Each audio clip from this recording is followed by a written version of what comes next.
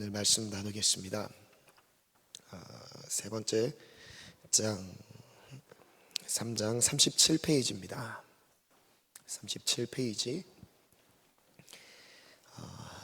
오늘 말씀 안에서 하나님이 순종할 능력을 기도 가운데 주신다는 그 비밀을 오늘 발견하길 축복하고요. 우리 함께 제목 먼저 함께 같이 읽겠습니다. 시작. 기도의 순종 능력이 보인다. 아멘. 우리는 어떻게 하나님의 말씀에 순종할 수 있을까요? 하나님의 말씀에 순종할 수 있는 방법이 있을까요? 죄로 말미암아 타락한 인간에게서는 하나님의 말씀에 순종할 수 있는 어떠한 가능성도 찾을 수 없습니다. 인정하시죠? 우리는 죄로 인해서 부패되어 있습니다. 우리 스스로 하나님의 말씀에 순종할 만한 그 어떤 가능성이 없습니다. 외형적으로 순종할 수 있어도 부패한 마음 상태에서의 순종은 형식적인 틀을 벗어날 수 없습니다. 즉 마음의 변화가 없는 형식적인 순종에만 머물러 있게 됩니다. 그렇다면 우리는 하나님의 말씀에 대해 어떻게 순종할 수 있을까요? 38페이지 넘어가면 첫 번째입니다. 우리 소제목 같이 한번 읽어볼까요? 시작. 기도 첫 번째 순종. 기도.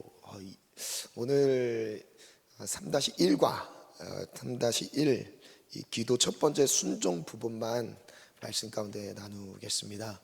제가 지난주에 세 챕터를 한 번에 다루려고 하다 보니까 제가 좀 마음에 쫓기더라고요. 그래서 좀 여유 있게 부연 설명 좀 하고 그러면서 말씀을 좀 깊이 있게 좀 살펴보도록 할게요.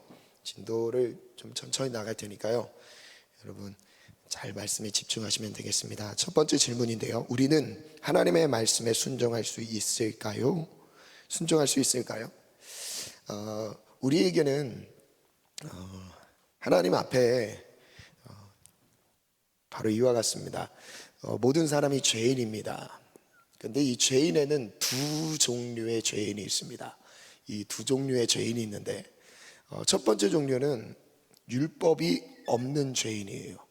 율법이 없는 죄인, 로마서 1장에 소개하고 있고요. 두 번째는 율법을 지킨 죄인입니다. 율법을 지키고 있는 죄인이에요. 두 종류의 죄인이 있어요. 모두가 죄인이죠.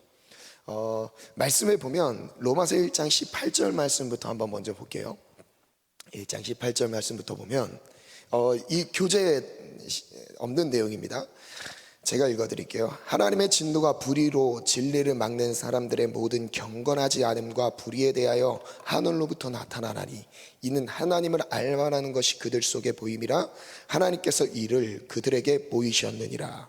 창세로부터 그의 보이지 아니하는 것들 곧 그의 영원하신 능력과 신석이 그가 만드신 만물에 분명히 보여 알려졌나니 그러므로 그들이 핑계하지 못할 지니라. 하나님이 살아계시다는 것을요 그 누구도 부인할 수 없도록 하나님이 온 천지 만물을 창조하셨어요. 여러분 태양을 보면서 하나님을 인정할 수 있고요, 우리의 코에 들어가는 호흡을 보면서 하나님의 살아계심을 인정할 수 있습니다. 우리가 땅을 딛고 살아가지만 지구 밖으로 떨어지지 않는 이 중력의 법칙을요 여러분 무엇으로 설명할 수 있겠습니까? 하나님으로 밖에 설명할 수가 없어요. 하나님이 지으신 거지요. 모든 천지 만물을 하나님이 지으셨는데요 그 모든 것을 알만한 것이 사람에게 주어졌습니다. 그런데 문제는 이렇습니다. 21절부터 하나님을 알되 하나님을 영화롭게도 아니하며 감사하지도 아니하며 오히려 그 생각이 허망하여지며 미련한 마음이 어두워졌나니 스스로 지혜 있다 하나 어리석게 되어 썩어지지 아니하는 하나님의 영광을 썩어질 사람과 금새와 짐승과 기어다니는 동물 모양의 우상으로 바꾸었느니라. 하나님이 만물을 지으셨는데 하나님을 섬기지 않고 우상을 섬긴다는 거예요. 하나님을 섬기지 않고 자기 눈으로 확인할 수 있는 어떤 형상들을 만들어 놓고 그것을 경배하고 있다는 것입니다. 세계를 돌아보면요 하나님을 섬기지 않는 사람들을 자기만의 종교를 갖고 있다고 하지만요 불상을 놓고요 절을 해요. 그것이 천지를 만들었습니까? 아니에요. 자기 만족인 거죠. 하나님께서 천지 만물을 만드셨어요. 아멘. 그래서 하나님을 인정하지 않는 사람들에게서 24절부터 우리 같이 한번 읽겠습니다. 시작. 그러므로 하나님께서 그들을 마음의 정욕대로 더러움에 내버려 두사 그들의 몸을 서로 욕되게 하게 하셨으니 이는 그들이 하나님의 진리를 거짓 것으로 바꾸어 피조물을 조물주보다 더 경배하고 섬김이라. 주는 곧 영원히 찬송하리시로다. 아멘. 26절 시작. 이 때문에 때문에 하나님께서 그들을 부끄러운 욕심에 내버려 주셨으니 곧 그들의 여자들도 순리대로 쓸 것을 바꾸어 영리로 쓰며 그와 같이 남자들도 순리대로 여자 쓰기를 버리고 서로 향하여 음욕이 부릴 듯하매 남자가 남자와 더불어 부끄러운 일을 행하여 그들의 그릇 때문에 상당한 보응을 그들 자신이 받았느니라. 말이 되게 어렵죠, 단어들이요. 이 말씀은요, 동성애를 말하고 있습니다. 지금 처음에 24절부터 25절의 내용은요, 하나님을 인정하지 않는 사람들에게서 나타나는 첫 번째 일그러진 형상은 하나님과의 관계가 깨어지는 것을 말하고 있죠. 하나님을 섬기지 않고 다른 우상들을 섬기는 하나님과의 관계 안에서의 문제. 그리고 두 번째는요, 26절부터 27절 말씀 띄워주시면요, 이 내용은요, 27절 한번 띄워주세요. 하나님이 창조의 질서대로 남자와 여자를 만들었는데 사람과의 질서가 무너지는 거예요. 사랑이라고 말하지만 정욕적인 욕구를 떠나지 못하고 그 욕구의 필요를 따라가다 보니까 결국엔 어디까지 간 거예요? 그 성적인 충동을 이기지 못해서 남자가 남자와 더불어 음욕이 부릴 듯함에 동성애를 말하는 거죠. 여러분, 동성애는 죄입니다. 하나님의 창조의 질서를요 일그러뜨리는 마지막 때 일어나는 죄악이에요. 마지막 때 가장 끝자락에서 나타나는 죄악의 형태가 동성애입니다. 그 성적인 타락이요 어느 정도 진행되다가 마지막 때 주님 다시 오실 그때가 되었을 때 기승을 부리는 문제가 바로 동성애예요. 사람마다 각자의 성적인 취향이 있다고 말해요. 여러분, 그건 하나님을 대적하는 거예요. 하나님의 창조 질서, 하나님이 세상 만물을 다 지으시고 사람에게 주셨어요. 그것을 정복하고 다스리도록 모든 사람에게 부여하신 거예요. 그 창조의 질서 안에서 두 번째 나타나는 증상이 바로 인간과의 질서가 무너지는, 사람과의 관계 안에서의 질서가 무너지는 것이죠. 이것은 하나님을 인정하지 않는 사람들에게서 나타나는 것입니다. 내 삶이 내 거라는 거예요. 퀴어 축제에 가면요, 자기 성은 자기가 결정한대요. 여러분, 이 문장은요, 자기가 결정한다고요. 하나님이 결정하시는 거예요. 남자로 하나님이 태어나게 하시는 거고요, 여자로 하나님이 태어나게 하신 거예요. 즉 하나님의 창조의 주권을요 인간 스스로 그것을 가져오려고 하는 거예요. 엄청난 교만과 죄악이 아닐 수가 없는 것이죠. 그리고 세 번째 죄악의 특징이요, 이제 쭉 열거합니다. 또한 그들이 28절부터 보면 그들이 마음에 하나님 두기를 싫어했어요. 하나님께서 그들을 그 상실한 마음대로 버려두사 합당하지 못한 일들을 하게 하셨습니다. 이것은요, 하나님이 그 일을 시키신 게 아니라 마음에 하나님 두기를 싫어한 것에 대한 결과로, 열매로 나타나는 일들인 거예요. 그 일들이 무엇이죠? 29절부터 읽어볼까요? 시작. 곧 모든 불의, 추악, 탐욕, 악의가 가득한 자요, 시기, 살인, 분쟁, 사기, 악독이 가득한 자요, 수군수군하는 자요. 뒷말하는 사람들, 수군 뒷말하는 사람들을 말하죠. 그리고 30절 또 시작. 비방하는 자요, 하나님께서 미워하시는 자요, 능욕하는 자요, 교만한 자요, 자랑하는 자요, 악을 도모하는 자요, 부모를 거역하는 자요, 우매한 자요, 배약하는 자요, 무정한 자요, 무자비한 자라. 그들이 이 같은 일을 행하는 자는 사형에 해당한다고 하나님께서 정하심을 알고도 자기들만 행할 뿐 아니라 또한 그런 일을 행하는 자들을 옳다 하느니라. 이 말씀에서 지금 고발하고 있는 죄인은 어떤 죄인이냐면요, 1번이에요. 율법 없는 죄인. 율법 아래 거하지 않는 사람들, 율법 자체를 모르는 사람들이에요. 하나님이 말씀하신 그 법과 질서 자체를 모르는 사람들에게서 나타나는 죄악들을 열거한 거예요. 그러면 두 번째인데요, 율법을 가진 사람들은 그럼 어떤 사람들이냐? 율법을 가진 사람들, 물론 2장 12절부터 보면요, 무릇 율법 없이 범죄한 자는 율법 없이 망하고, 율법이 없이 범죄한 사람들은 율법 없이 망하는 거예요. 몰랐다고 하는 이유가 통하지 않습니다. 그리고 이렇게 말씀하세요. 무릇 율법이 있고 범죄한 자는 율법으로 말미암아 심판을 받으리라. 내가 율법은 알고 있어요. 이 하나님의 말씀이 진리라는 것도 알아요. 그리고 그대로 행하기까지 했어요. 그러나 그 가운데서 하나님의 심판을 피할 수 없다라고 말씀하세요. 그래서 여러분, 율법은요, 우리를 구원하는 책이 아니에요.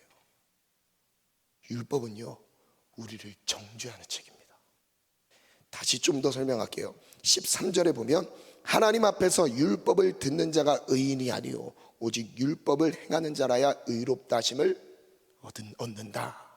율법을, 지금 내가 말씀을 듣고 있는 그 자체가 나를 의롭게 하는 것이 아니라 율법의 말씀대로 행할 때에 그것이 나를 의롭게 한다.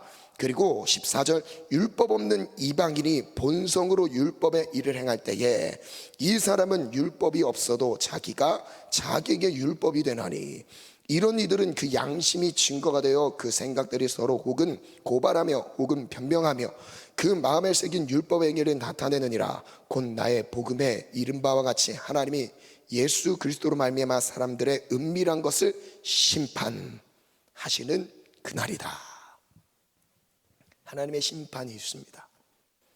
그럼 율법을 행하는 자들을 한번 볼까요? 17절부터인데요 17절부터 마지막 절인데 오늘 이 처음 부분 좀 말씀을 많이 보고 있습니다. 말씀을 잘 한번 따라와 보세요. 성경이 있으신 분들은 피면 더 좋습니다. 있으신 분들은 로마서 2장 17절을 펴보시면 더 좋겠습니다.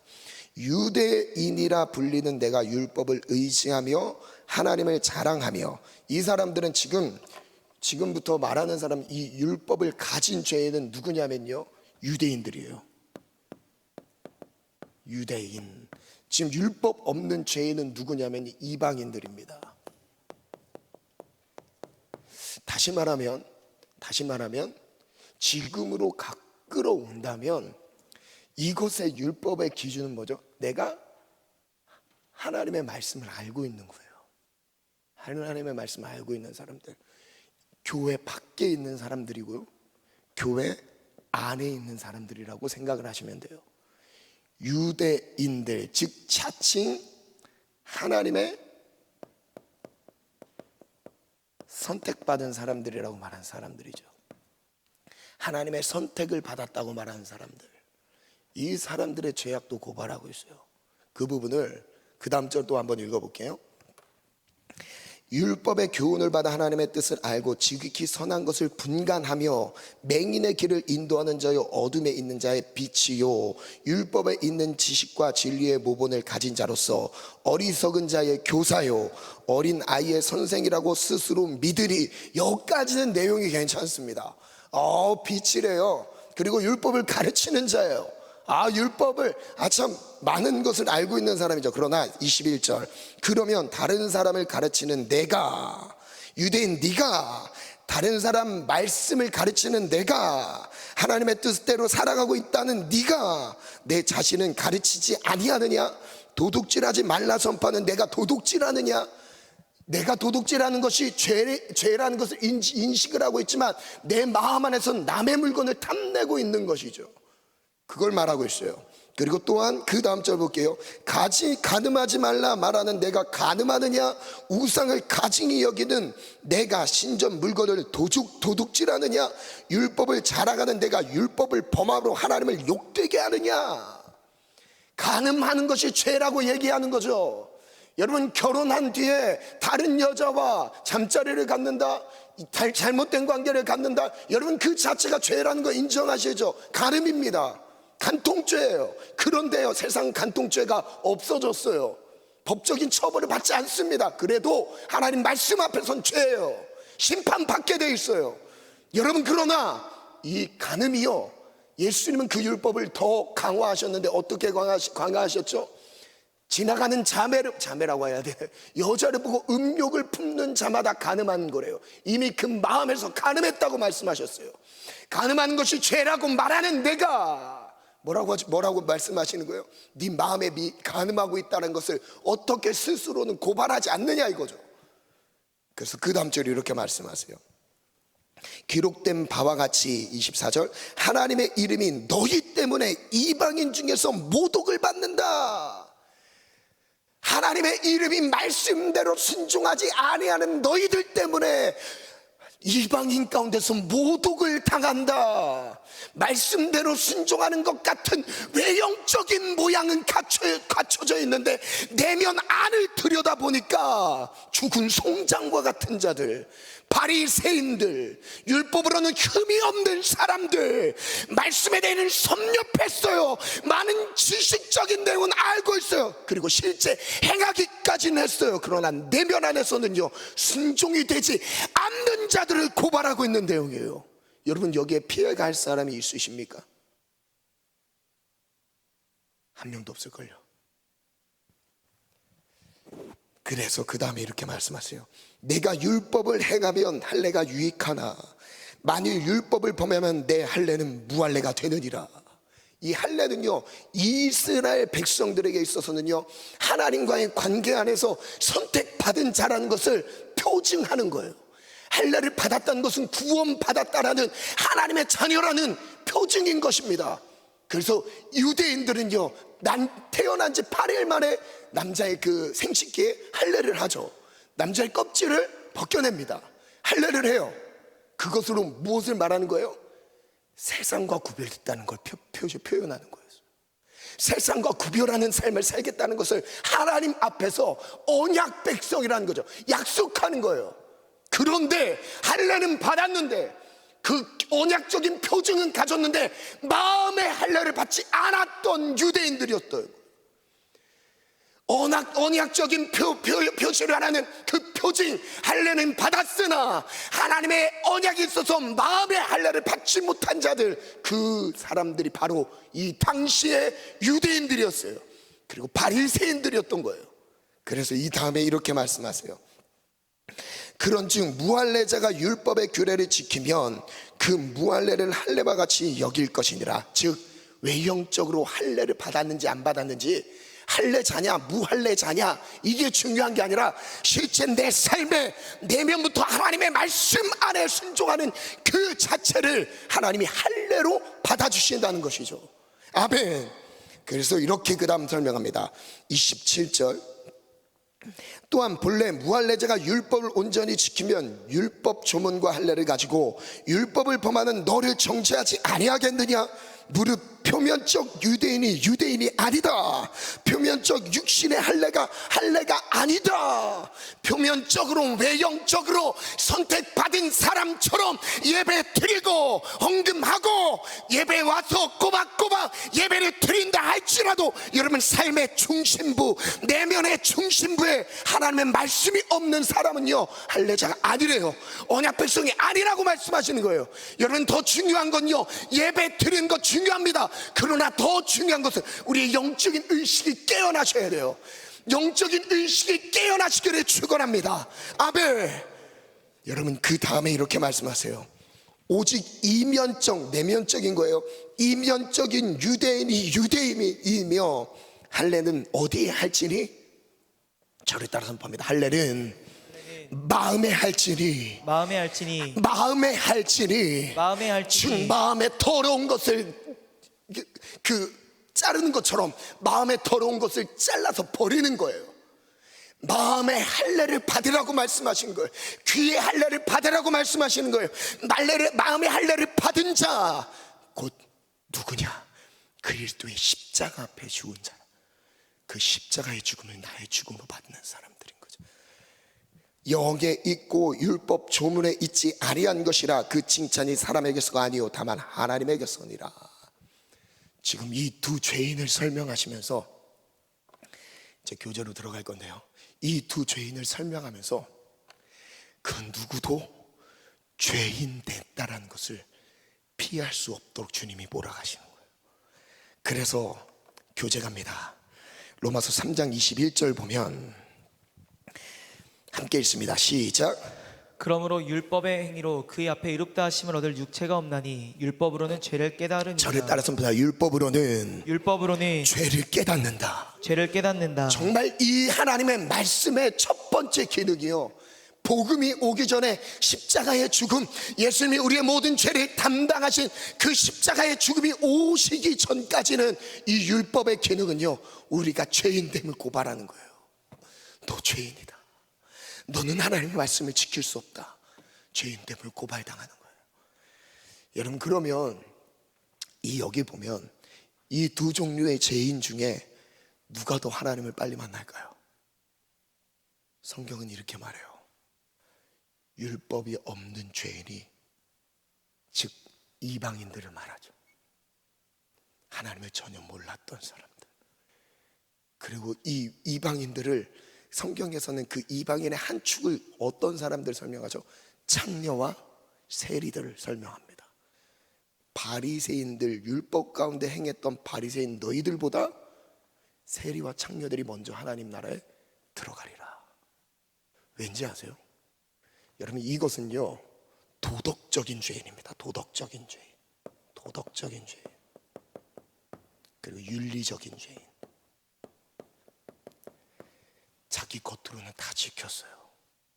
그런데 문제는 내면의 문제를 해결하지 못한 거예요. 본질적인 문제를 해결하지 못했어요.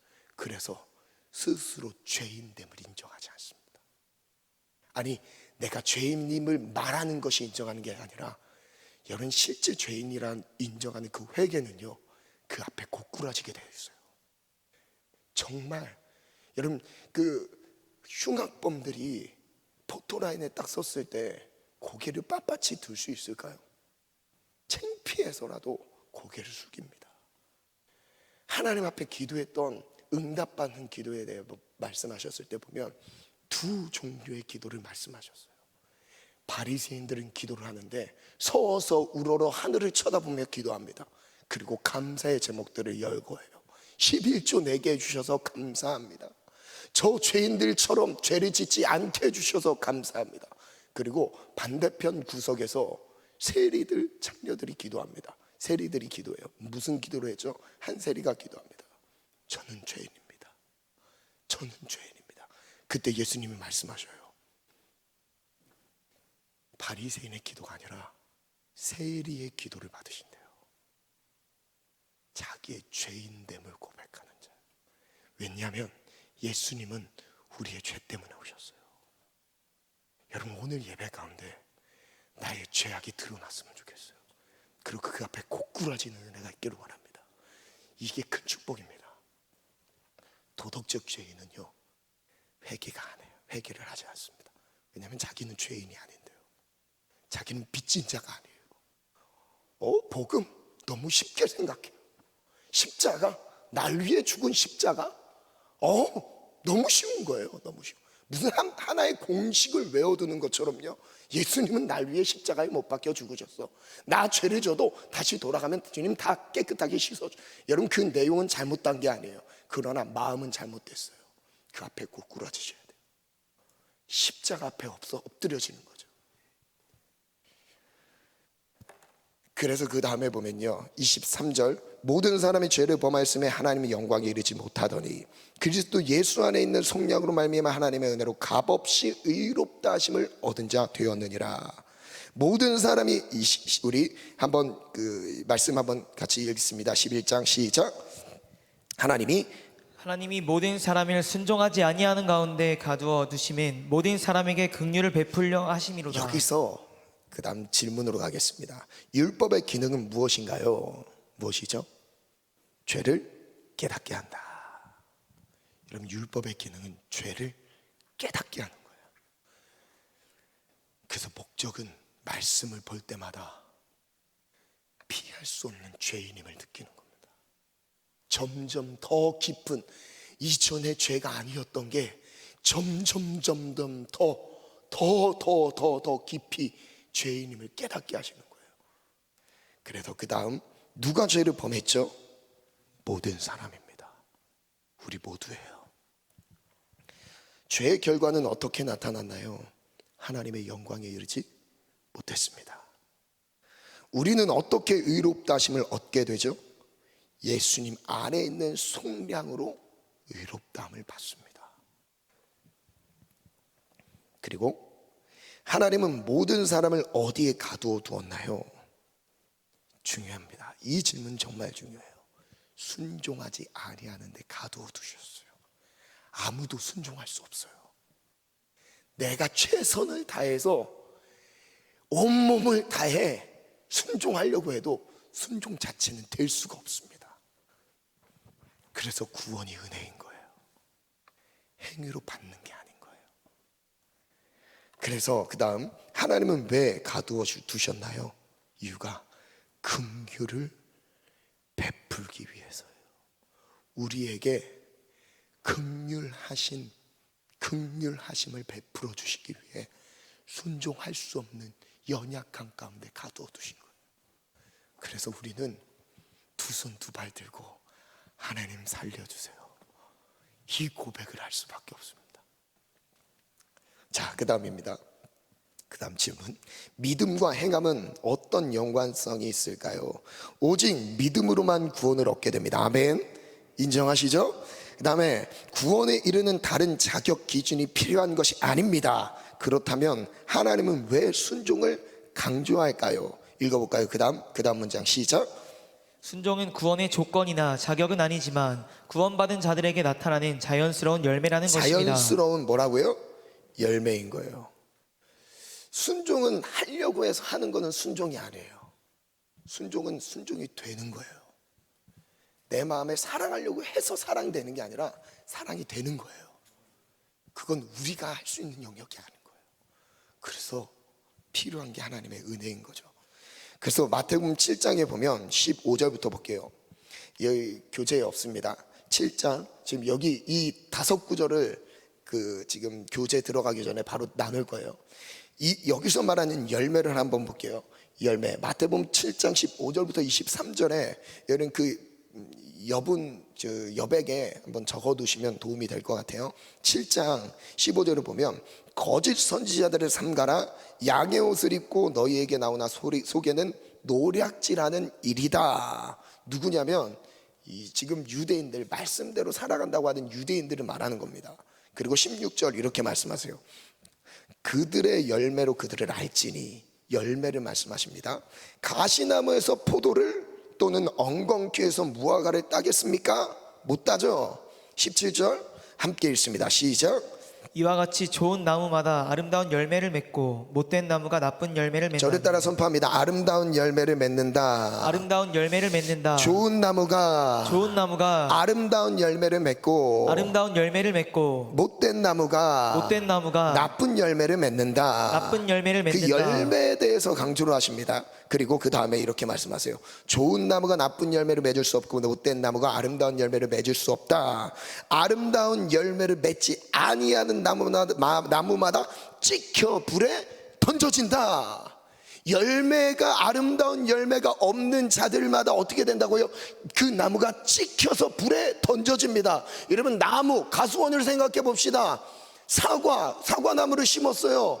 왜 심었어요? 그 나무를 위해 심은 건가요? 아닙니다. 열매를 맺혀서 열매를 먹기 위해서 심은 거예요. 그런데 그 나무가 잘 자라기는 했는데 열매가 없어요. 무슨 나무예요? 열매 없는 나무인 거죠. 의미가 있어요? 없는 거예요. 그래서 찍혀서 불에 던지고 그 다음에 열매 맺는 나무를 심는다는 거죠. 그래서 그 다음 이렇게 말씀하세요. 중요한 부분입니다. 20절. 그러므로 그들의 열매로 그들을 알리라. 열매로 안다. 그 다음 이렇게 말씀하세요. 그럼 그 열매가 뭐냐? 여러분, 열매가 뭘 것 같아요? 지금 이 본문의 흐름 안에서 21절에 보면 나더러 주여 주여 하는 자마다 나 천국에 들어갈 것이 아니다.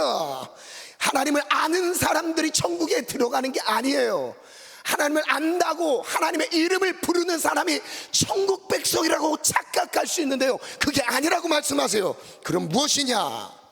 다만 하늘에 계신 내 아버지의 뜻대로 행하는 자다. 저를 따라 선포합니다. 열매는 하늘에 계신 아버지의 뜻대로 행하는 자입니다. 여러분, 즉 열매는 하나님의 아버지의 뜻대로 행하는 그게 열매인 거예요. 이 땅에서 잘 먹고 잘 살도록 영향력 있는 자리에, 그것도 좋은 열매일 수도 있긴 하지만 본질적인 열매는 아닙니다. 그런 열매도 있으면 좋죠. 그러나 그거는 본질적인 열매는 아니에요. 본질적인 열매는요, 아버지의 뜻을 행하는 거예요. 순종하는 거예요. 이게 열매예요. 저를 따라 선포합니다. 다시 한번 선포합니다. 열매는 하나님 아버지의 뜻을 행하는 것이다. 그럼 그날에 많은 사람이 나더러 이르되 주여 주여 우리가 주의 이름으로 선지자 노릇하며 주의 이름으로 귀신을 쫓아내며 주의 이름으로 많은 권능을 행하지 아니하였습니까? 그때 내가 그들에게 밝히 말하되 내가 너희를 도무지 알지 못한다. 불법을 행하는 자들아 내게서 떠나가라. 불법을 행하는 자들아 떠나가라. 하나님의 말씀에서 떠난 자들아 떠나가라. 이렇게 말씀하세요. 무섭죠, 이 말씀. 정말 저는 무섭더라고요. 그럼 열매를 이렇게 말씀하셨는데, 하나님이 이 열매가 우리의 삶에서 하나님 아버지의 뜻을 행하는 것이라고 열매라고 말씀하셨는데, 마태복음 3장에서는요 회개의 열매에 대해서 말씀하세요. 즉 이런 의미입니다. 회개하면 열매가 맺혀지는 거예요. 이걸 회개의 열매라고 말씀하시거든요. 여러분, 회개하셨습니까? 그럼 회개의 열매를 맺으셔야 돼요. 하나님 앞에 죄악된 삶에서 돌이키는 게 회개거든요. 잘못했습니다라고 말하는 게 아니라 행동이 바뀌는 거예요. 습관이 바뀌는 거예요. 우리의 생각의 구조가 바뀌는 거예요. 마음의 길, 죄악으로 치달았던 그 마음의 길이 바뀌는 거예요. 하나님의 뜻을 찾아가는 길로 바뀌는 거예요. 여러분, 이게 회개인 거예요. 그래서 이렇게 말씀하세요. 3장 7절부터 읽습니다. 함께 읽습니다. 시작. 요한이 많은 바리새인들과 사두개인들이 세례 베푸는 대로 오는 것을 보고 이르되 독사의 자식들아 누가 너희를 가르쳐 임박한 진노를 피하라 하더냐. 그러므로 회개에 합당한 열매를 맺고. 많은 바리새인들이 요한에게 나왔습니다. 바리새인들이 그 율법을 행하는 바리새인들이에요. 그런데 그 요한이 이렇게 말하죠. 독사의 자식이라고 얘기해요. 이해가 안 돼요. 이 사람들은 진짜 하나님을 전통적으로 알고 있는 사람이에요. 믿음의 가문 가운데 태어난 사람들입니다. 어쩌면 몇 대를 걸쳐서 올라가 보면요 정말 부인할 수 없는 축복의 대열이에요. 축복의 가문이에요. 믿음의 가문이라고 할 수 있어요. 그들의 조상이 아브라함이에요. 우리랑 수준 자체가 달라요. 3, 4대, 5대 신학의 뿌려 깊어야 우린 그 정도 되잖아요. 이 사람들은요 이러면 20대, 30대 아예 하나님을 아는 가문으로, 그들의 전통성은 유대교회 신앙의 정통성은요 그들은 정말 자랑할 만한 정통성인 거예요. 그런데 요한이 그들을 향해 뭐라고 선포해요? 독사의 자식이래요. 독사의 자식. 무슨 말이에요? 뱀의 자식, 마귀의 자식이라고 막 고발하는 겁니다. 너희들 마귀의 자식이야. 죄 가운데 있는 마귀의 자식이야. 죄에서 벗어나야 돼. 그게 바로 회개의 열매를 맺으라는 메시지였던 거예요. 그래서 그 다음에 이렇게 말씀하세요. 속으로 아브라함이 우리 조상이라고 생각하지 말라. 우리의 선진들, 우리의 조상들이 하나님을 아는 믿음의 조상들이라 할지라도 그게 우리의 구원의 조건이 아닌 거예요. 여러분, 그게 우리의 구원의 조건이 아닌 겁니다. 여러분, 우리의 구원은요 예수님의 십자가에 흘리신 보혈의 능력밖에 없습니다. 아멘. 그래서 이렇게 말씀하십니다. 내가 너희에게 이르노니 하나님이 능히 이 돌들로도 아브라함의 자손이 되게 하시리라. 이미 도끼가 나무 뿌리에 놓여 있다. 좋은 열매를 맺지 아니하는 나무마다 찍혀 불에 던져진다.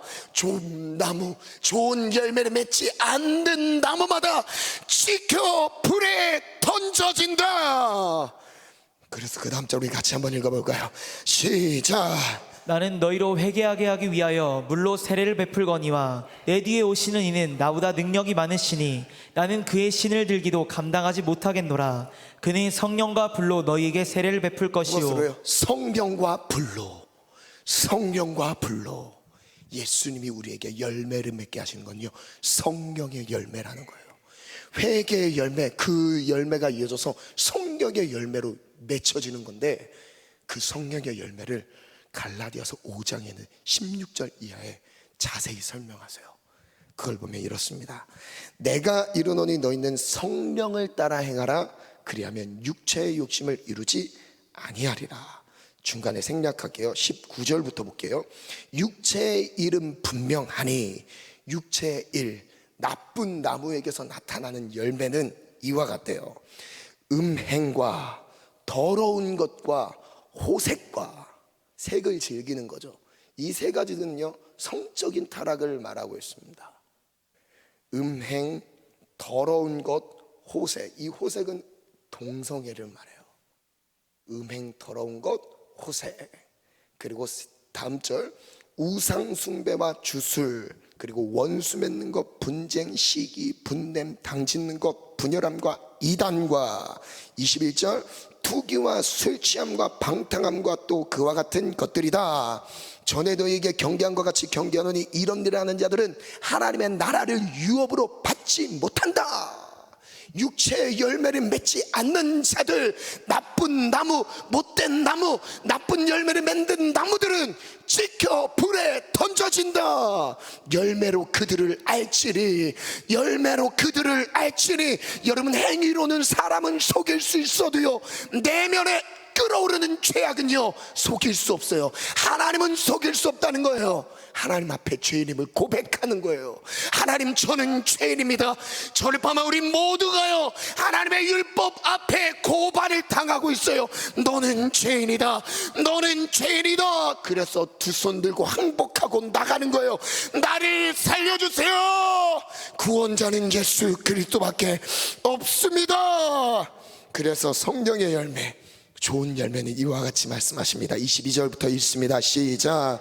오직 성령의 열매는 사랑과 희락과 화평과 오래 참음과 자비와 양선과 충성과 온유와 절제니 이 같은 것을 금지할 법이 없느니라. 그리스도 예수의 사람들은 육체와 함께 그 정욕과 탐심에 십자가에 못 박았느니라. 박았다. 아멘. 시간이 없는 관계로 금방금방 넘어갈게요. 그래서 이 열매를 맺는 게 중요한데, 요한복음 15장 4절 이후에는요, 그 열매를 맺는 비결을 말씀하세요. 하나님 아버지께 거하는 자래요. 너희가 내 안에 거하고 내 말이 너희 안에 거하면 무엇이든지 원하는 대로 구하라. 그리하면 이루리라. 내 안에 거하라, 나도 너희 안에 거하리라. 가지가 포도나무에 붙어 있지 아니하면 스스로 열매를 맺을 수 없음같이 너희도 내 안에 있지 아니하면 그러하리라. 결론은 하나님께 붙어 있는 거예요. 연합되어 있는 거예요. 열매는 그때 맺혀지는 거죠. 그래서 그 다음 누가복음 13장 6절부터 보면요, 이 열매를 맺지 않는 포도나무, 그 포도원에서 무화과 나무네요. 포도원에 무화과 나무를 심은 것이 있었습니다. 그때 열매를 구했으나 열매를 얻지 못했어요. 그래서 어떻게 하죠? 포도원 지기에 말하되 내가 3년을 와서 이 무화과 나무에서 열매를 구하되 얻지 못하니 찍어버리리라. 어찌 땅만 버리냐? 찍어버린대요. 그 다음에 대답하여 이르되 주인이여 금년에도 그대로 두소서 내가 두루 파고 거름을 주리니, 거름을 주어서 열매를 맺게 한대요. 그 다음 끝인가요? 네, 우선 이 내용 앞에 보면 회개에 대한 메시지를 말씀하고 있어요. 기회를 계속 주세요. 열매를 맺을 기회를 주세요. 회개할 수 있는 기회 주세요. 성령의 열매를 맺을 수 있는 기회를 주세요. 그러나 그 뜻대로 따라가지 않았을 때 어떻게 되죠? 이후에 만일 열매가 열면 좋거니와 그렇지 않으면 찍어 버리소서 하였다 하시는지라. 기회를 주시는 거죠. 말씀으로 가보겠습니다. 39페이지 에베소서 2장 말씀에 너희는 그 은혜에 의하여 믿음으로 말미암아 구원을 받았다. 이것은 너희에게서 난 것이 아니라 하나님의 선물이다. 행위에서 난 게 아니다. 누구든지 자랑하지 못하게 함이다. 그럼 그 다음에 야고보서 말씀인데요. 야고보서 말씀 한번 읽습니다. 시작. 내가 보거니와 믿음이 그의 행함과 함께 일하고 행함으로 믿음이 온전하게 되었느니라. 영혼 없는 몸이 죽은 것 같이 행함이 없는 믿음은 죽은 것이니라. 우리는 어떻게 구원을 받게 되죠? 하나님의 은혜로 구원을 받습니다. 즉 믿음으로 구원을 받아요. 왜 하나님이 구원이 하나님의 선물일까요? 묵상을 해봤는데 첫 번째는 거저 주셨기 때문이에요. 이게 하나님의 선물인 이유는 거저 받았기 때문에 선물인 거죠. 두 번째는 값으로 살 수 없는 가치이기 때문에, 값으로 측량할 수 없는 가치이기 때문에 선물인 거예요. 우리가 평생 그래서 빚진 자죠. 평생 갚을 수 없는 은혜의 빚을 진 거죠. 그래서 믿음과 행함은 어떻게 연결이 되어 있죠? 함께 일한다라고 말씀하시죠. 야고보서에 행함으로 믿음이 온전하게 된다. 중요한 부분입니다. 여러분, 우리가 구원을 받는 것은 오직 믿음으로 받아요. 하나님의 은혜로만 받습니다. 그런데 이 구원을 뭐라고 설명하시냐면 행함으로 온전하게 되는 거예요. 즉 행함이 없는 믿음은 그 자체가 죽은 거예요. 삶이 변화되지 않은 믿음은 죽은 믿음인 거예요. 습관과 문화와 오락이 변화되지 않는 믿음은 그 자체가 죽은 믿음인 거예요. 그래서 행함이 없다면 어떤 믿음인가요? 죽은 믿음인 거죠. 첫 번째, 아무런 의미가 없어요. 행함을 하지 못하는 믿음은 죽은 믿음이라는 뜻이 아무런 의미가 없는 거예요. 그리고 두 번째는 행함이 없는 것은 믿음이 아닌 거예요. 그래서 정리를 해봤습니다. 1번, 모든 사람이 죄인이기 때문에 하나님의 말씀에 순종할 수 없습니다. 2번 같이 읽습니다. 시작. 율법 즉 하나님의 말씀인 모든 사람이 죄인임을 깨닫게 합니다. 3, 오직 믿음으로 말미암은 은혜로만 구원을 얻게 됩니다. 4, 하지만 순종이 없는 믿음은 죽은 것과 같습니다. 우리의 믿음은 순종으로 온전해지기 때문입니다. 아멘. 그 다음 5, 순종은 구원의 조건이 될 수 없지만 구원받은 자들에게서 나타나는 자연스러운 삶의 열매입니다. 6, 하나님은 믿는 자들에게 순종의 열매를 요구하십니다. 아멘. 6번은 별표를 치셔도 돼요. 정말 중요해요. 믿는 자들에게 순종의 열매를 그래서 요구하시는 거예요. 그래서 질문이죠. 온전한 순종은 무엇일까요? 마태복음 15장에 보면 우리 입에서 나오는 것들은 어디서 나오죠? 마음에서 나온다고 말씀하세요. 입에서 나오는 것은 우리 마음에 있기 때문에 나오는 것입니다. 그 마음에서 나오는 것들은 구원 무엇이냐? 19절 한번 읽습니다. 시작. 마음에서 나오는 것은 악한 생각과 살인과 간음과 음란과 도둑질과 거짓 증언과 비방이니 이런 것들이 우리 마음에서 나오는 거예요. 그래서 마음의 할례를 받아야 된다는 것이 바로 이 의미죠. 그래서 마태복음 23장에 보면 이렇게 말씀합니다. 화 있을진저 외식하는 서기관들과 바리새인들이여 잔과 대접은 다접을 겉은 깨끗이 하되 그 안에는 탐욕과 방탕으로 가득하게 하는도다. 눈먼 바리새인이야, 너는 먼저 안을 깨끗이 하라. 그리하면 겉도 깨끗하리라. 화 있을진저 외식하는 서기관들과 바리새인들이여 회칠한 무당 같으니 겉으로는 아름답게 보이나 그 안에는 죽은 사람의 뼈와 모든 더러운 것이 가득하도다. 28절 시작. 이와 같이 너희도 겉으로는 사람에게 옳게 보이되 안으로는 외식과 불법이 가득하도다. 겉으로는 괜찮은 사람인데 내면은 외식과 불법이 가득한 사람이라는 거예요. 외식과 불법. 질문 볼게요. 입에서 나오는 것은 어디에서부터 나오죠? 마음이죠. 마음에서부터 나와요. 사람은 마음에서 나오는 것들로 인해 어떻게 되죠? 더럽게 돼요. 더러워집니다. 마음에서 어떤 것들이 나오죠? 7가지 죄악이 나옵니다. 악한 생각, 살인, 간음, 음란, 도둑질, 거짓 증언, 비방. 서기관과 바리새인들은 겉은 깨끗이 했지만 내면의 상태는 어땠죠? 금방 끝날 것 같아요. 사랑합니다. 방송실 시간 잘 지킬게요. 네. 서기관과 바리새인들은 겉은 깨끗이 했지만 내면의 상태는 어땠죠? 탐욕과 방탕으로 가득했습니다. 탐욕과 방탕으로 가득했습니다. 먼저 무엇을 깨끗하게 해야죠? 깨끗이 해야 하나요? 내면을 깨끗이 하라. 마음이에요. 마음. 그래서 하나님은 마음을 보세요. 행위를 보시는 게 아니라 마음을 보십니다. 내면을 깨끗이 할 때 어떤 결과가 나타나나요? 겉도 깨끗이 하게 되죠. 이게 중요한 원리입니다. 하나님은 마음을 보시는데 마음을 깨끗이 할 때 겉도 깨끗하게 된대요. 그래서 온전히 행함이라고 말씀하시죠. 회칠한 무덤의 겉과 속은 어떤 차이가 있죠? 아름답게 보이는데 그 안에는 더러운 것으로 가득해요. 우리의 외모는 잘 꾸미는데 행위는 조심조심 하는데 내면은 통제할 수 없는 죄악으로 가득하다면 오늘 십자가를 붙잡읍시다. 오늘 그 은혜를 붙잡읍시다.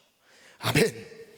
서기관과 바리새인은 겉으로 옳게 보였지만 내면의 상태는 어땠죠? 외식과 불법이 가득했어요. 이게 그들의 모습이었습니다.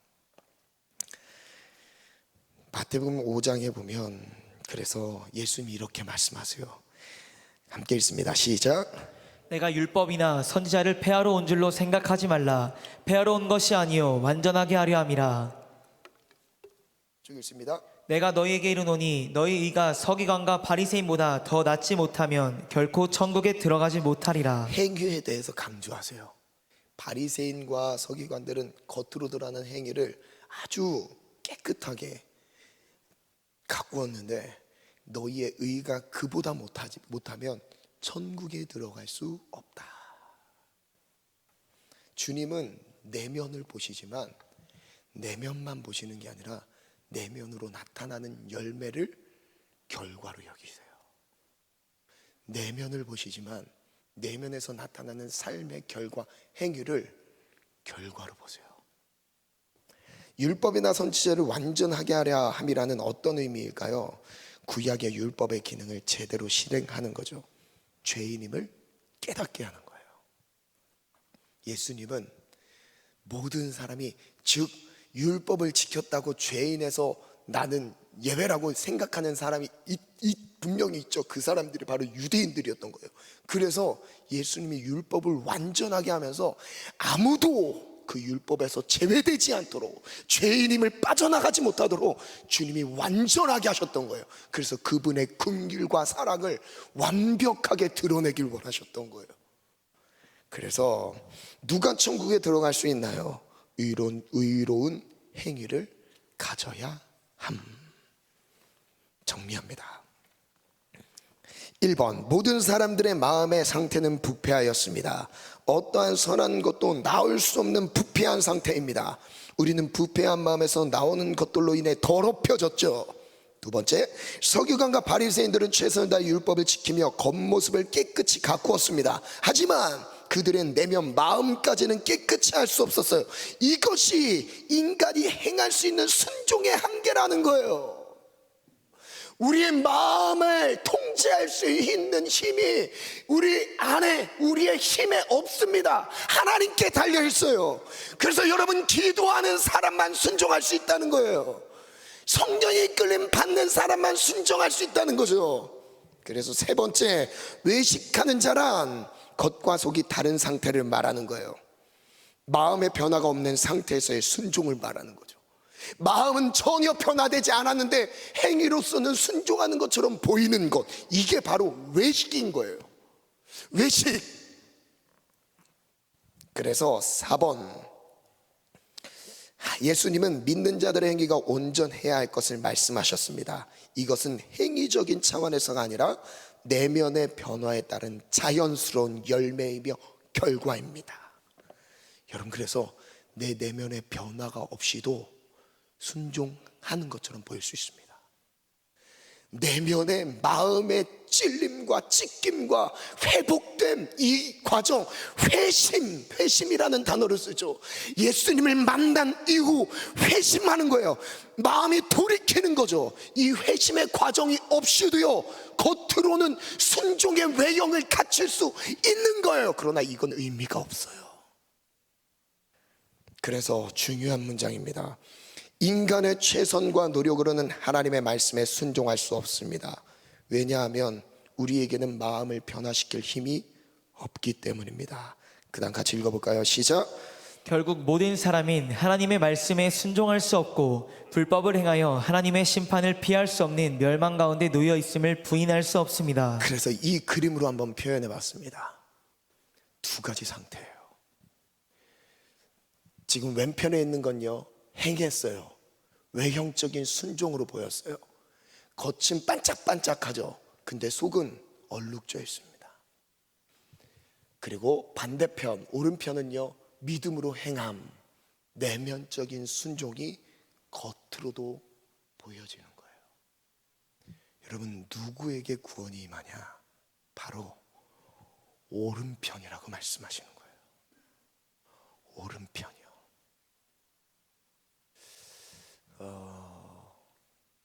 외식, 율법주의의 행함은 바로 왼쪽에 있는, 오른쪽에 있는 행함, 이게 바로 율법주의죠. 율법으로 스스로 구원을 이루게 한다는 생각으로 행위에 매여 있는 거예요. 그 다음 글을 한번 볼게요. 믿음은 본질이며 행함은 드러나는 형식입니다. 본질에서부터 시작하여 형식으로 나타나야 합니다. 중요합니다.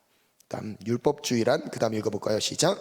본질이 없는 형식을 의미합니다. 내면적 믿음을 이루지 못한 상태로 행함으로 믿음을 보이려는 것입니다.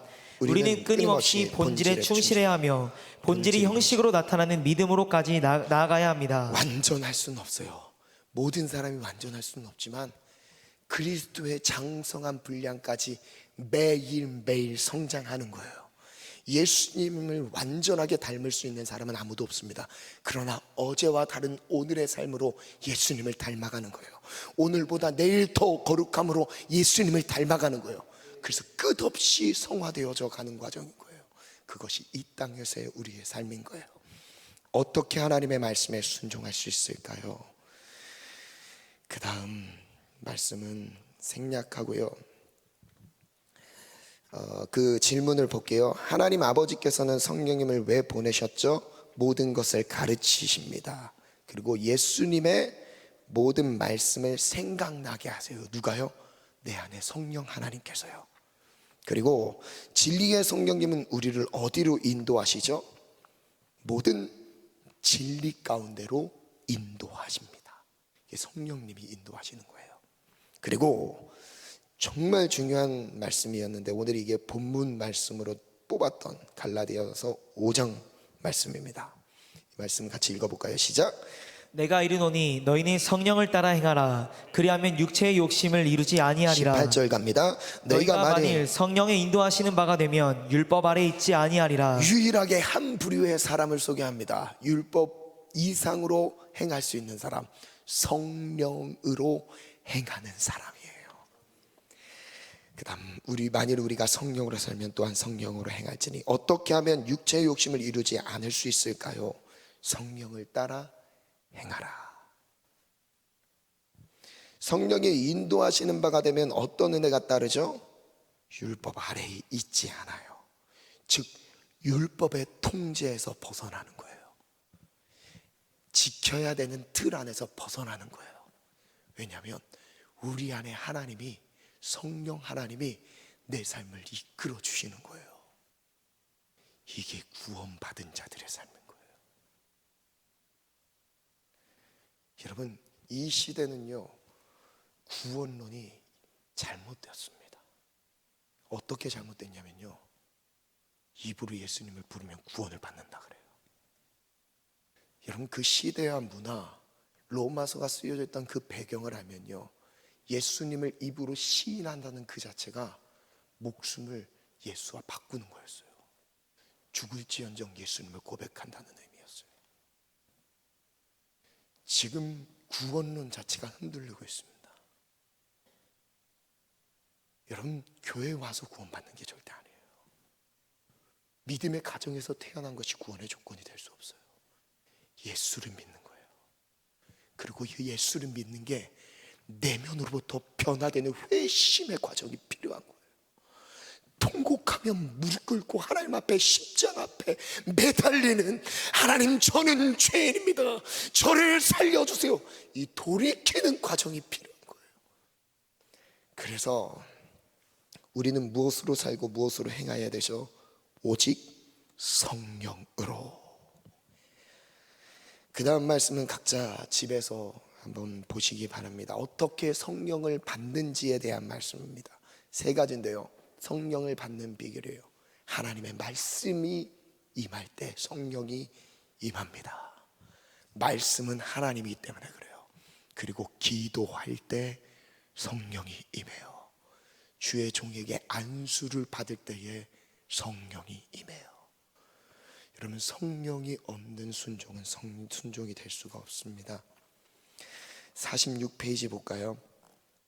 성령님은 우리에게 모든 것을 가르치시고 하나님의 모든 말씀을 생각나게 하시며 또한 모든 진리 가운데로 이끌어 주십니다.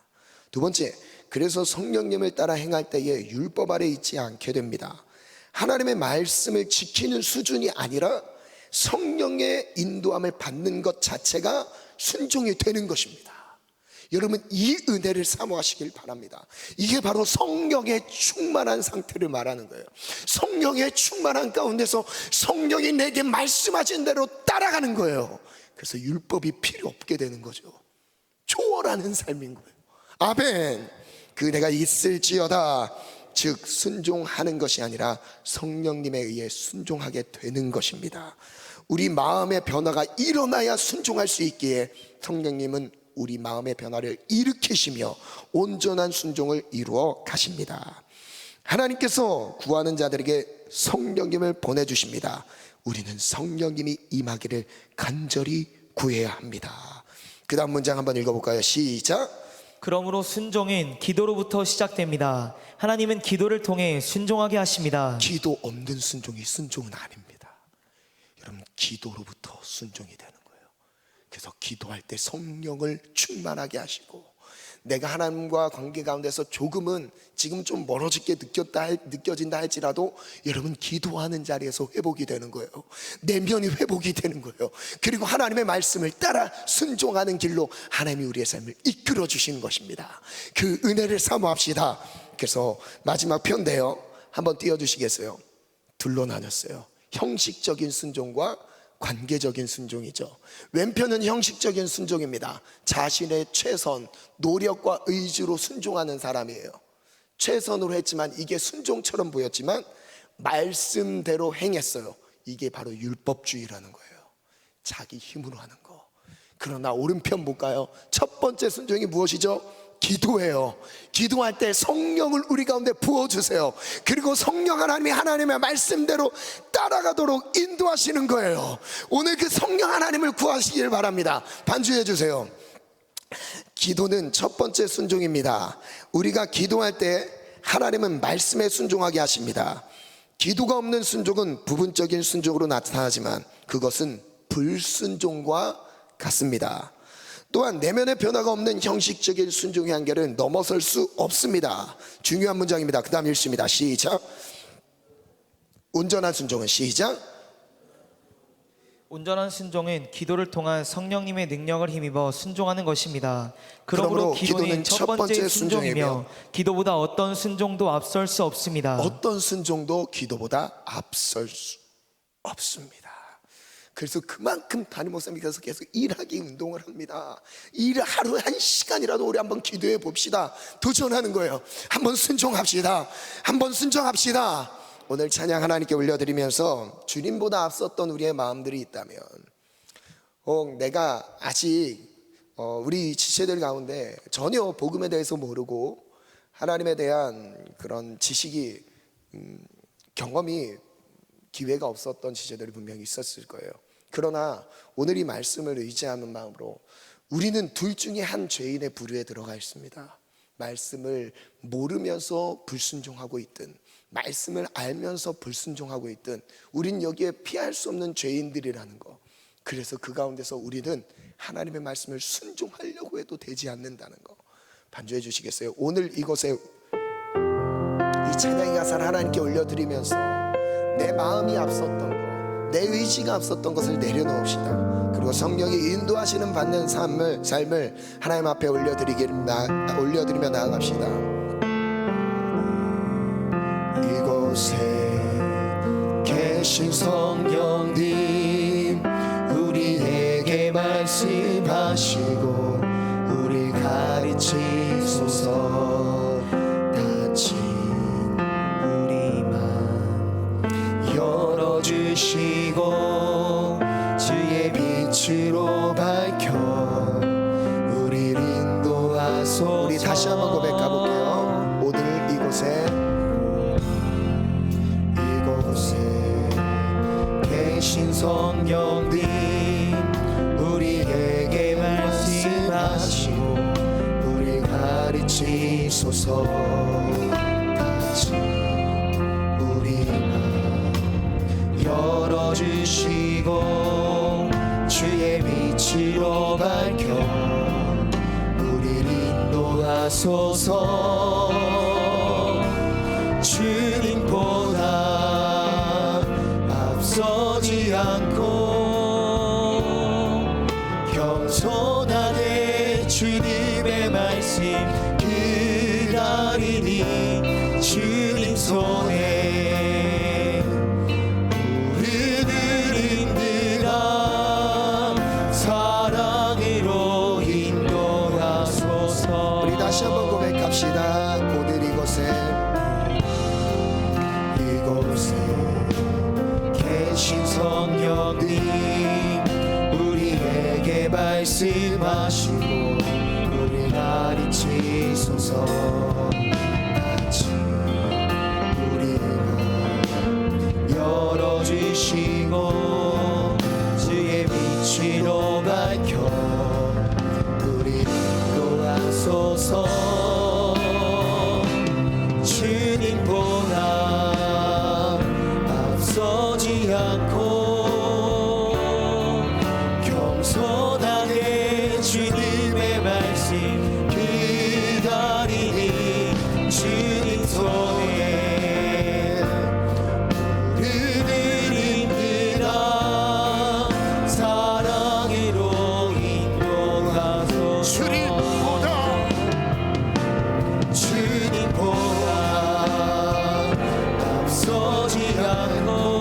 앞서지 않고 겸손하게 주님의 말씀 기다리니 주님 손에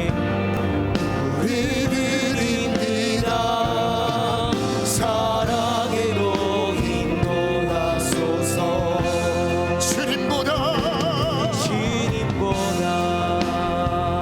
앞서지 않고 겸손하게 주님의 말씀 기다리니 주님 손에 우리를 인도하 사랑으로 인도하소서. 우리 먼저 하나님 앞에 회개하는 마음으로 나아가길 원합니다.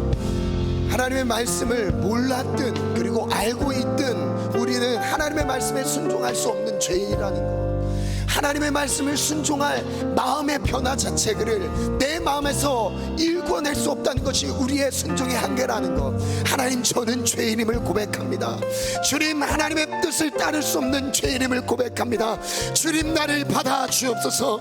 하나님, 내가 내면에 부패된 상태에서 하나님을 온전히 따라가지 못했던 연약함 속에 있습니다. 나를 받아 주옵소서. 나는 죄인입니다. 주님, 나를 받아 주옵소서. 우리 회개하는 마음으로 주여 감사 기도합니다. 주여, 주여, 주여.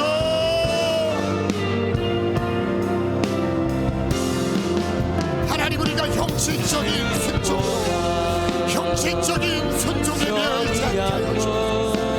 하나님의 말씀에 형식적인 순종이 아니라 우리 내면의 표도 내면의 표도 마음의 표도 주여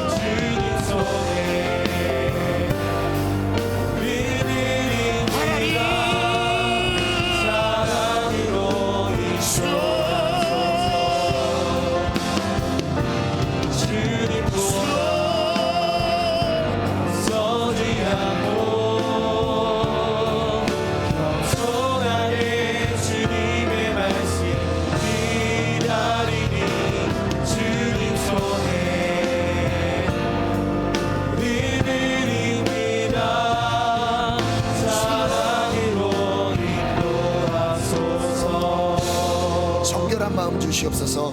우리 시간은 결단 기도를 하나님께 올려드리겠습니다. 내가 하나님의 말씀은 알고 그리고 십자가의 은혜의 경험을 체험했지만 우리가 또다시 율법으로 돌아갔던 갈라디아 교회 사람들처럼 복음 앞에 깨어있기보다 내면을 하나님 앞에 계속 비추면서 따라가기보다 행위에 어느 순간 매여있게 되는 그런 함정에 빠질 경우들이 있습니다. 그래서 그 행위에 스스로 지치게 되고요, 그 행위를 내 스스로 온전히 이루지 못한 것 때문에 삶의 좌절과 절망, 포기하는 그런 연약함 속에 빠져드는 경우들이 있습니다. 하나님께서 오늘 그런 지체들을 다시 위로하시고 일으켜 세우시길 원하십니다. 다시 한번 내면에 충실하는 마음의 결단을 가지실 분들, 이 시간 자리에서 일어나서 기도하겠습니다. 내가 형식에 매여있던 나의 모습을 내려놓고 내 마음을 살피신 하나님 앞에 본질, 내 중심을 하나님께 올려드리기로 결단하신 그 결단으로 하나님 앞에 나아가실 분들, 이 시간 자리에서 일어나겠습니다. 내가 말씀을 온전히 순종하지 못하는 것에 좌절과 절망에서 일어나기를 원하는 지체들이 있습니까? 여러분, 행위는 중요한 것이 아닙니다. 정말 우리가 계속 붙잡고 가야 되는 것이 행위가 아닙니다. 본질입니다. 하나님을 향한 마음입니다. 첫사랑을 잃어버렸습니까? 오늘 그 마음을 하나님 앞에 내려놓을 때, 도설할 때 주님 그 마음에 부패한 연약함 속에 있는 그 덫과 같은 것에 매여 있는 것들을 풀어주십니다. 풀어주십니다. 그 은혜가 있기를 축복합니다. 두 번째 결단입니다.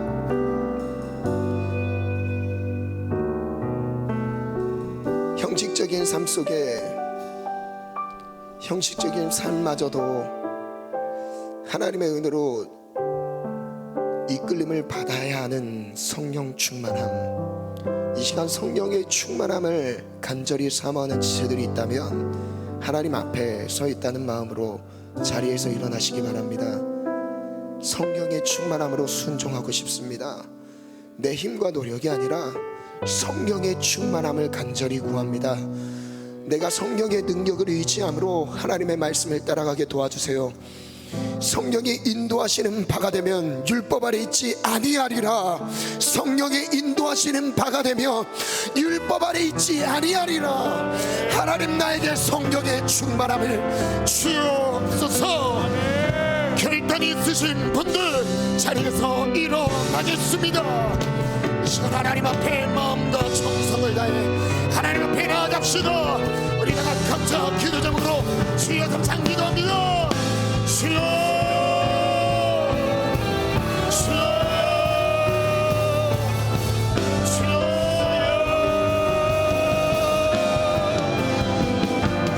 나를 주의 앞에서 멀리하지 마시고 성령을 받으라. 성령을 받으라.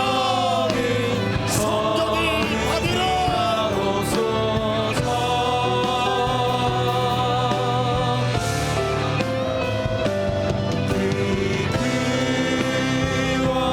오늘 성령을 사모합시다. 성령님, 나를 위로하소서. 나에게 힘을 더하소서. 주님, 나는 아무것도 할 수 없습니다. 주님, 도와주셔야 합니다. 주님, 나를 이끌어 주시소. 포기하고 좌절한 모든 삶을 성령으로 일으켜 주옵소서. 나의 주님 앞에서 멀리하지 마시고 주의 성령을 버리지 마소서. 성령이 인도하시는 바가 율법 안에 있지 아니하리라. 행위가 중요한 게 아니에요. 본질입니다. 마음이에요. 마음입니다. 변치 않는 나의 아버지, 나를 주님 앞에서 부르짖어 기도해야 합니다. 부르짖어 기도해야 합니다. 하나님, 구원의 은혜, 감격의 은혜 회복시켜 주세요.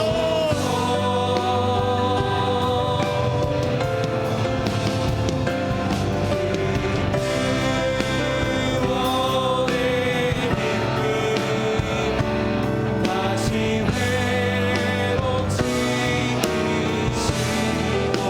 주여, 기도하라. 기도할 때 성령이 납니다. 기도해야 성령이 납니다. 나를 주님 앞에서 기도가 첫 번째 순종입니다. 기도가 첫 번째 순종입니다.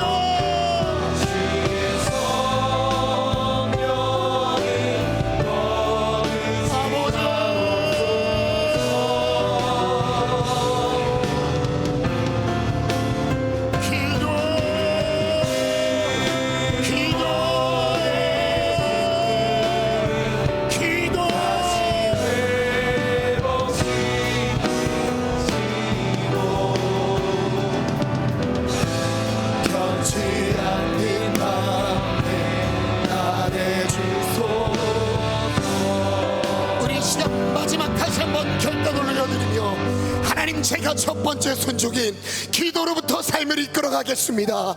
기도하지 않으면 여러분 절대 많은 지식, 성경적인 지식을 갖고 있다 할지라도 순종할 힘은 없습니다.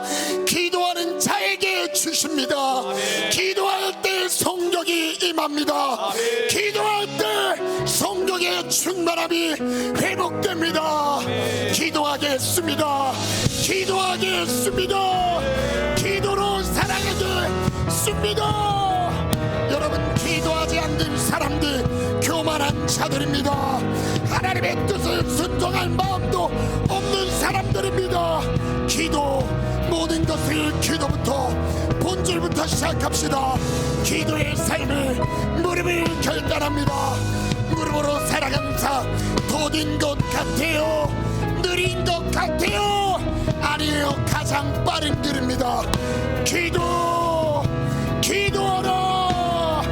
두 손 높이 들고 주여 감사 기도합니다.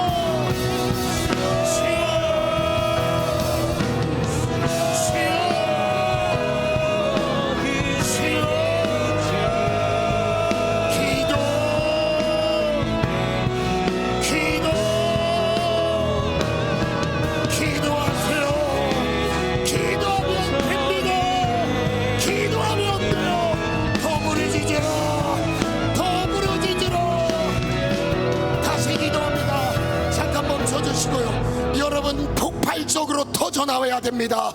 여러분, 기도가 안 된다고 방치하는 게 아니에요. 우리의 부르짖는 기도로 영혼이 일어나기 시작해요. 부르짖는 우리의 외침이 내 영혼을 살립니다. 주님, 목 놓아 부르짖습니다. 목 놓아 부르짖습니다. 구원의 생명의 성령의 충만을 허락하여 주옵소서. 두 손 높이 들고 주여 삼창 기도합니다. 주여,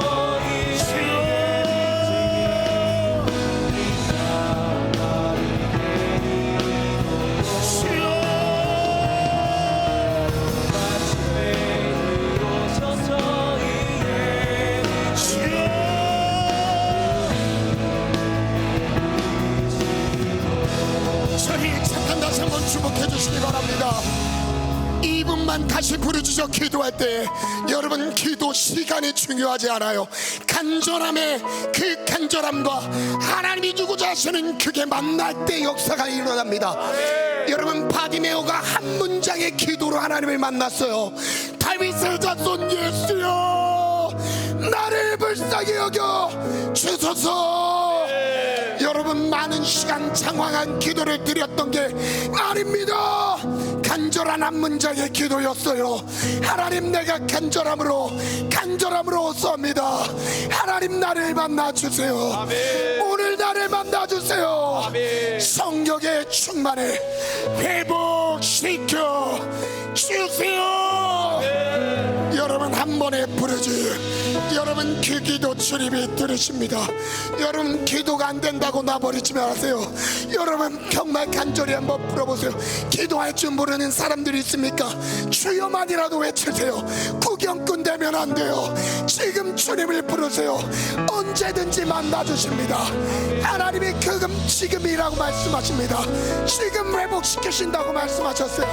지금 가라라고 꾼줄이 내려고 순종할 힘조차도 없는 나의 영적인 무뎌진 상태, 하나님이 일으키길 원하십니다. 부르짖으라, 부르짖으라. 우리 전심으로, 가난한 마음으로, 전심으로 생명을 다해 예수를 부릅시다. 두 손 들고 주여 삼차 기도합니다. 주여,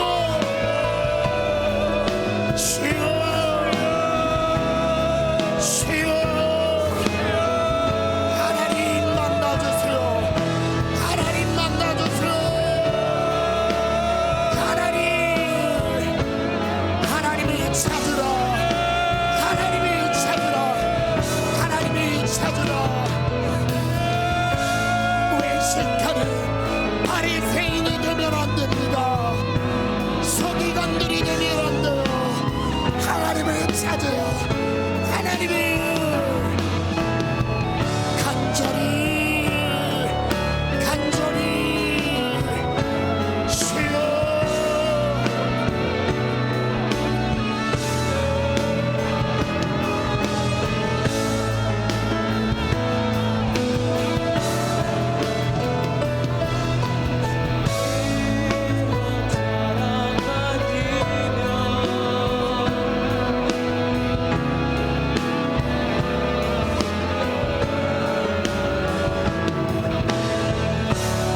간절한 기도, 하나님을 만납니다. 기도로 하나님을 만납니다. 부르짖으라. 주여, 나의 성령님이 임하십니다.